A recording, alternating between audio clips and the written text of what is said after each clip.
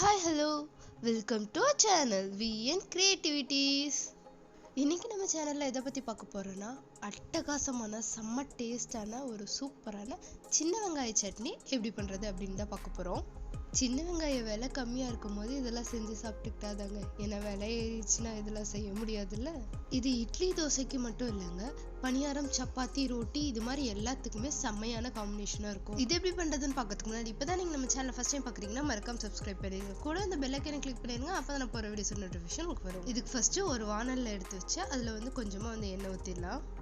எண்ணெய் சூடானதுக்கு அப்புறமா ஒரு 7லேருந்து 8 பல்லு பூண்டை அதில் ஆட் பண்ணிக்கலாம். இது கூடவே ஒரு 15லேருந்து 20 சின்ன வெங்காயத்தை ஆட் பண்ணிக்கலாம். இப்போ இது எல்லாத்தையும் சேர்த்து நல்லா வதக்கிடலாம். இந்த வெங்காயமும் பூண்டும் இந்த எண்ணெயிலே நல்லா வதங்கி அது கலர் டிரான்ஸ்பரண்ட் ஆகி கோல்டன் ப்ரௌன் ஆகணும். அந்த அளவுக்கு இதை நம்ம நல்லா வதக்கணும். இதில் வெங்காயத்தை எந்த அளவுக்கு நல்லா வதக்குறோமோ அந்த அளவுக்கு நல்லா டேஸ்ட் கொடுக்குங்க. வெங்காயம் கொஞ்சம் பெருசு பெருசாக இருக்கிறதுனால இது நல்லா எண்ணெயில் வதங்கினா தான் நல்ல டேஸ்ட் கிடைக்கும். நான் இந்த தடவை ஊருக்கு போனப்போ எங்கள் அம்மா காட்டிலே வெங்காயத்தை வாங்கி கொடுத்துட்டாங்க. நாங்கள் காட்டில் வாங்கினால அது நல்லா பெருசு பெருசாக இருந்தது. நல்லா பெருசு பெருசாக இருக்கிறனால உரிக்கிறதுக்கும் ஈஸியாக இருந்தது. அண்ட் இதோட டேஸ்ட்டும் நல்லா இருந்ததுங்க. நீங்கள் இந்த சீசனில் எங்கே வெங்காயம் வாங்கினீங்க? ஸ்டோரில் தான் வாங்கினீங்களா இல்லை ஃபார்மில் வாங்கினீங்களான்னு எனக்கு கமெண்ட்டில் சொல்லுங்கள். எங்கள் ஊர்லலாம் ரொம்ப சீப்பாகவே காட்டிலே கிடைக்குங்க. உங்கள் ஊரில் எப்படின்றத எனக்கு கமெண்ட்டில் சொல்லுங்கள். இப்போ பாருங்கள், இந்த வெங்காயம் அண்ட் வெள்ளை பூண்டு இது ரெண்டும் நல்லா வதங்கி கோல்டன் ப்ரௌன் ஆயிடுச்சு. இப்போ இதை எடுத்து தனியாக ஒரு பிளேட்டுக்கு மாற்றி வச்சிடலாம். அடுத்ததான் நான் ஒரு 4 தக்காளி எடுத்து வச்சுருக்கேன். அதையும் இந்த எண்ணெயில் போட்டு நல்லா வதக்கிடலாம். தக்காளி போட்டோன்னு மட்டும் அடுப்பை லோ ஃப்ளேமில் வச்சுருங்க, ஏன்னா அது ஒரு மாதிரி வெடிச்சு தெரிக்கும். அண்ட் போட்டுட்டு அதை எல்லா சைடும் நல்லா இந்த மாதிரி பரட்டி விடுங்க. அப்போ தான் ஈவனாக எல்லா சைடும் நல்லா வேகும். இல்லைன்னா ஒரு பக்கம் கருகிரும், இன்னொரு பக்கம் வேகாமையே இருக்கும். தக்காளியோட எல்லா சைடும் நல்லா அதோட தோல் சுருங்கி வரணும். அந்தளவுக்கு அதை நம்ம நல்லா வதக்கிடணும். இப்போ பாருங்கள், இது எல்லா சைடும் நல்லா வெந்திருக்கு. அண்ட் இதோட தோல் சுருங்கி வந்திருக்கு.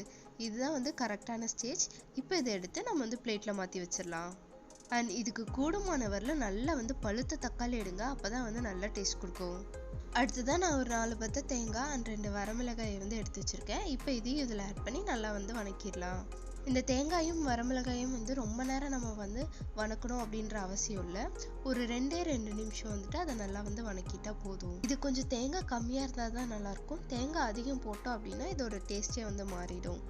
இப்போ பாருங்கள், இது வதக்கியாச்சு. இப்போ இதையும் எடுத்து நம்ம பிளேட்டுக்கு ட்ரான்ஸ்ஃபர் பண்ணிடலாம். இந்த சின்ன வெங்காய சட்னி என் தம்பிக்கு ரொம்ப ரொம்ப பிடிக்குங்க.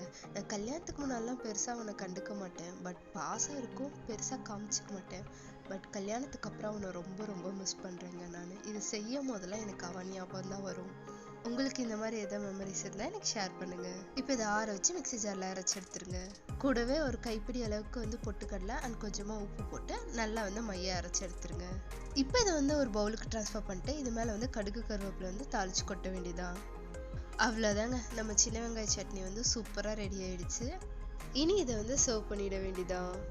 நம்ம என்னதான் நம்ம கூட பிறந்தவங்களோட அடிச்சுக்கிட்டாலும் பிடிச்சிட்டாலும் கல்யாணத்துக்கு அப்புறம் நமக்கு அவங்களோட ஒரு தனி பாண்டிங், அதாவது ஸ்பெஷலான ஒரு பாண்டிங் உருவாகுதுன்னு எனக்கு தோணுது. எனக்கு மட்டும் தான் அப்படி தோணுதா இல்லை உங்களுக்கும் அப்படி தோணுதா அப்படின்றத எனக்கு கமெண்ட்டில் சொல்லுங்கள். இந்த வீடியோ யார் கண்டிப்பாக யூஸ்ஃபுல்லாக இருக்கும்னு நினைக்கிறீங்களோ அவங்களுக்கு இந்த வீடியோ ஷேர் பண்ணுங்கள். அண்ட் நீங்கள் உங்களோட பிரதரா சிஸ்டரை கல்யாணத்துக்கு அப்புறம் எவ்வளோ மிஸ் பண்ணுறீங்க அப்படின்றத எனக்கு கமெண்ட்டில் சொல்லுங்கள். அண்ட் இந்த சட்னியை மறக்காமல் செஞ்சு பார்த்துட்டு எப்படி இருந்ததுன்றதையும் எனக்கு கமெண்ட்டில் சொல்லிடுங்க. இந்த வீடியோ பிடிச்சதுன்னா லைக் பண்ணுங்கள், ஷேர் பண்ணுங்கள், கமெண்ட் பண்ணுங்கள் அண்ட் மறக்காமல் சப்ஸ்கிரைப் பண்ணிடுங்க. தேங்க்யூ ஃபார் வாட்சிங். Bye bye.